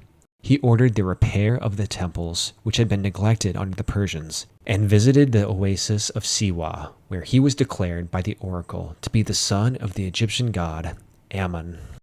In the syncretist spirit of Greek religion, Ammon was equated as a form of the god Zeus. In Memphis, Alexander was crowned as pharaoh.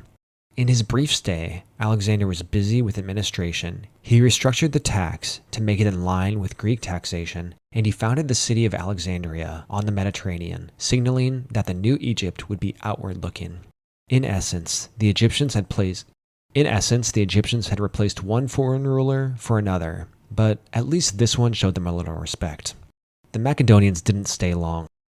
In 331, Alexander and his army left through the Sinai Peninsula and made their way toward the heart of Persia. They moved back north through the Levant, keeping west of the Syrian desert. When they reached the upper reaches of the Euphrates, they crossed the river in what is now Kurdistan. They continued east until they had crossed the Tigris, and then turned and began their march southeast toward Babylon, Susa, and Persepolis. With the Macedonian python tightening its grip on Persia, Darius knew this was the moment. He had to stop Alexander now. Gathering a large force of up to 120,000 soldiers, he left Babylon and headed north to meet the Macedonian army. Unlike the last two battles between the Persians and the Macedonians, the Persian king took the initiative and chose a battlefield to his advantage. Near the town of Gaugamela, Darius moved his army onto a wide plain. The space afforded by the plain allowed his massive army to spread out and would allow his cavalry to maneuver. Alexander caught wind of the Persian army nearby when a few scouts were captured. Immediately, Alexander moved his army east towards Darius. They captured a hill overlooking the plain, which gave them a defensible site to rest and prepare for battle. They spent the night there in the comfort of their camp. The Persians, meanwhile, spent the night in battle formation in case of a night attack by their enemies. When the sun rose on the 1st of October, 331, the Hellenic army moved down from the hill and faced the Persians. Like the previous battles, each side had its cavalry on both flanks, with the Persians having a large advantage in numbers. The battle began with a Persian cavalry charge, meeting the Macedonian cavalry. Alexander, with his elite companion cavalry, was on the right flank again. They successfully held off the charge and were winning their flank. On the opposite side, the Macedonian cavalry was suffering heavier losses, but had not broken. The Persians had 200 scythed chariots, which sprinted headlong into the Hellenic center, but their discipline allowed them to make lanes for the chariots to pass through, while they bombarded them with javelins, rendering them mostly ineffective. By now, the cavalry flanks on each side had drifted away from the Macedonian infantry in the center. Darius saw this and sent his heavy infantry, made up of the Persian immortals and some Greek mercenaries, forward into the opposite center. But this was bait. As the heavy infantry marched forward, the Persian king was left alone with just his light infantry and personal guard around him. Alexander seized his chance and charged from the right flank. He ignored the Persian heavy infantry that approached his army's center line, and instead, his companion cavalry plowed into Darius's bodyguards. In serious personal danger, Darius, just as he had done 2 years before, abandoned his army and fled the battlefield. With their king gone, the remaining Persian forces were overwhelmed and destroyed. More than 40,000 dead, compared to around 1,000 on the Greek side. The Battle of Granicus had given Alexander room to liberate Anatolia. The Battle of Issus had opened up Phoenicia and Egypt, and this third battle, the Battle of Gaugamela, had finally broken the Persian army for good. Darius had escaped alive, but wouldn't make any further trouble for Alexander. Darius's plan now was to gather another army. Although the west of his empire had fallen out of his hands, he still had a huge eastern half from which to gather another army. But it wasn't to be. With the king on the run, many of the other satrapies or provinces surrendered to Alexander. The Macedonians now moved south into Mesopotamia and occupied Babylon. Susa surrendered next, and its huge treasury fell into Alexander's hands. Finally, Alexander and his army arrived at the heart of Persia, Persepolis. Here he allowed his army to loot and ransack the Persian capital for days. A fire began which destroyed much of the city, including the palace of Xerxes, which was taken as a symbol of revenge for Xerxes' role in the Persian invasion of Greece a century and a half earlier. Symbolically, at least, the Greeks had repaid Persia for her sins. Alexander now was hegemon of Greece, pharaoh of Egypt, and the Persian king of kings. He had achieved the unimaginable. You would think the story of his military conquests would stop here. Instead, Alexander remained restless and continued to campaign for several more years.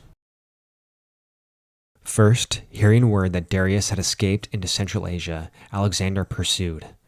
Before the Macedonians could catch up to him, though, the Persian general Bessus, who had fought in the Battle of Gaugamela and was the satrap of Bactria, found Darius first. As Alexander neared, Bessus stabbed Darius and declared himself the rightful king of Persia. He fled before Alexander arrived. Reaching the slain king, Alexander took Darius's body, gave him a royal funeral, and laid him beside his predecessors in Persepolis. Bessus made his way to his home province of Bactria and began to gather a force from here and Parthia and Sogdiana. These regions were strange and remote for the Greeks. They lay far beyond the general knowledge of the Greek world up to this point. The area was very wealthy, though, with a string of cities lying along the Silk Road, facilitating trade between the Mediterranean, the Middle East, and China. The Macedonian army followed Alexander for a year as he wound his way through regions which are now parts of northern Iran, Afghanistan, and Turkmenistan. In 329, Bessus was betrayed and killed by a Sogdian to gain favor with Alexander. But up here, among the Hindu Kush and upon the flat lands of Bactria, the Macedonians faced other threats. With Persian control collapsing, Scythian nomads had begun encroaching from the Eurasian steppe. Now the ruler of these lands, Alexander, had to stop them, and at the Battle of Jaxartes in 329, he did just that. Nearby, he founded the city of Alexandria Escate, Alexandria the Farthest. In 328, he secured control over Sogdiana, the most northern and remote province of the Persian Empire. Defeating its rebel general and falling for his daughter Roxana, he soon married her. While his troops were still loyal, cracks began to form in their relationship. Alexander had begun to dress as a Persian king and adopted Persian manners. For the Greeks, this was an alienating extravagance. A further crack in his army's trust occurred when, in a drunken quarrel, he killed one of his most trusted commanders. And finally, Alexander tried to impose the Persian ceremony of prostration, or kneeling and bowing upon the ground before the king, upon his Macedonian and other Greek soldiers. But this they would not tolerate, and Alexander abandoned the idea, for now. The next year, in 327, Alexander crossed over the Hindu Kush, out of the known world, into even stranger lands. He now led his army into the Indian subcontinent. He campaigned for over a year and reached as far as the Indus River. In 326, at the Battle of Hydaspes, in modern Pakistan, Alexander won his final great battle against Porus the Elder. The battle was notable for the huge armored war elephants Porus deployed to ward off the Macedonian cavalry. While Alexander had won, this was the most costly battle he had fought. Porus's kingdom was incorporated into the empire. Alexander wanted to continue east into the heart of India, but his army had had enough and refused to travel any farther. They had loyally followed their king for 8 years. Now, though, in this distant land, after a costly victory, they wanted to go home. Alexander tried to persuade them, but they were too weary and homesick, and he finally relented. Much of his army boarded boats and sailed back to Susa, but the remainder endured a grueling march across the southern Iranian desert, with many perishing along the way. Finally back in Persia, Alexander had to pivot from conquest to actually ruling his gargantuan empire. His plan was to unite the Macedonians with the Persians, and he forced his officers to take Persian wives. Still restless, he began to plan a campaign to conquer Arabia. Before he could put his plan into action in Babylon, he died suddenly at the age of 32. 100 theories have been proposed for his untimely death, from poisoning to acute pancreatitis to West Nile virus. It's hard to say what the world would be like today if Alexander had lived another 10, 20, or 30 years. Would he have conquered Arabia? Would he have journeyed west next and conquered Carthage and Rome? It was rumored he had begun to dream of a new campaign to the west.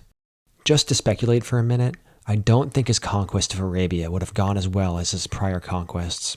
First, it would have to wait a few years, until his Macedonian veterans had recovered. It would be harder to coax them away from home this time. They had had their great adventure and conquered their old foe. What was Arabia or Carthage or Rome to them? Second, while he could perhaps conquer and rule the smaller city-states of the coasts, the majority of Arabia was made up of smaller nomadic tribal groups, not easy to rule over. In the end, though, Alexander's reign was short, but still had an enormous impact everywhere he conquered. With no strong heir or succession plan, Alexander left a supermassive black hole of a power vacuum. We won't go into much detail of the next phase of Greek history, the diadochi, which in Greek means successors. It is its own cycle of conquests and violence, like the Greek wars of the prior century, but now writ large in between states instead of cities.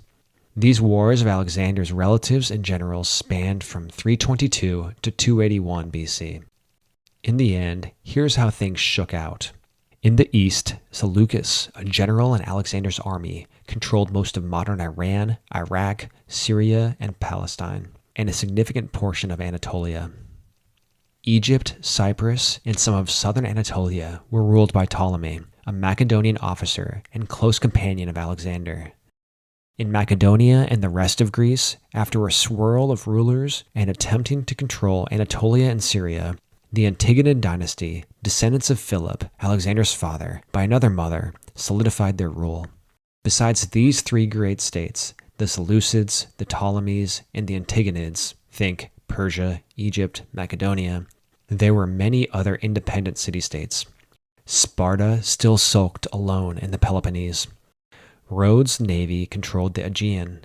Pergamum in Ionia became famously rich. The Hellenic world had begun beside the enchanted Aegean Sea. In the Dark Ages, the Greeks had set out and founded new colonies across the Mediterranean. Although disunited, they had resisted conquest by an outside giant. Realizing their strength, they had turned on each other in cycle after cycle of violence, even as their arts and culture reached new heights of beauty. But the destruction and bloodshed took their toll, and their strength was sapped. Their envy and hubris kept peace and unity from taking hold. Only when the peripheral Macedonians brought them to heel could they unite and channel their strength. Then, in a historical instant, the Hellenic world expanded in an explosion across most of the known world. Greek kingdoms stretched across Egypt, Persia, Central Asia, and even India.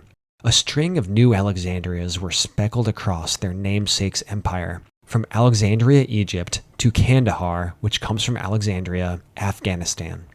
The Hellenic culture of Greece would spread across these realms, synthesizing and fusing with local traditions. The Macedonian rulers of Egypt styled themselves as pharaohs and underwent traditional mummification practices with their dead. In the Greco-Indian realms, Greco-Buddhist art proliferated, with sculptures made with Greek styles, but depicting Buddhist themes. In Central Asia, Greek hoplites would fight with the expanding Han dynasty of China for control of the Silk Road. The Greek language became the international language of the Eastern Mediterranean. From Alexander's conquests for the next 900 years, if you knew Greek, you could travel and trade in Syria, Egypt, Anatolia, or Palestine without a need for translation. Even the insular Jews translated their Holy Torah into Greek. I did forget to mention one important Greek kingdom a moment ago, Epirus. Epirus lay to the west of Macedonia, across the Adriatic from the Italian peninsula. In 282, the young, ambitious ruler of Epirus named Pyrrhus responded to a request for help from a Greek city on the boot of Italy who was at war with an Italian city called Rome. Pyrrhus jumped at the opportunity to expand into Italy, and in 2 masterful battles, he defeated the Romans twice. These barbarian Romans had fought surprisingly well, though, and each victory had been extremely costly to Pyrrhus, hence the term Pyrrhic victory. In the 3rd battle, though, the Romans had won. Short on men, he was unable to afford another victory or loss, and he headed home for Epirus. For the first time, the Greeks had gotten a taste of a new power growing to their west. A century from then, the Greek successors to Macedon would be bowing before the power of these barbarous Latins. Thanks for hanging in there and following with me through these centuries of the golden age of Greece and the beginning of the Hellenistic period. I hope you enjoyed getting to know the Athenians, Spartans, Thebans, and Macedonians. So much more could have been said. I didn't get a chance to talk about the schools of philosophy established by the Greeks and adopted by Rome. Platonism, Stoicism, Epicureanism, skepticism, among others. It's time now, though, to turn our attention to Rome. I'm very much looking forward to slowing down and focusing on a shorter time period when the decades of this podcast start in 1 AD. We will be spending a lot of time with Rome for at least the first several dozen episodes. Before that, though, this next prologue episode will be important for understanding what Rome was and where it came from. In the next episode, we have 700 years of Roman history to cover, so don't be surprised if the next prologue episode is as bloated as this one. I'll see you next time.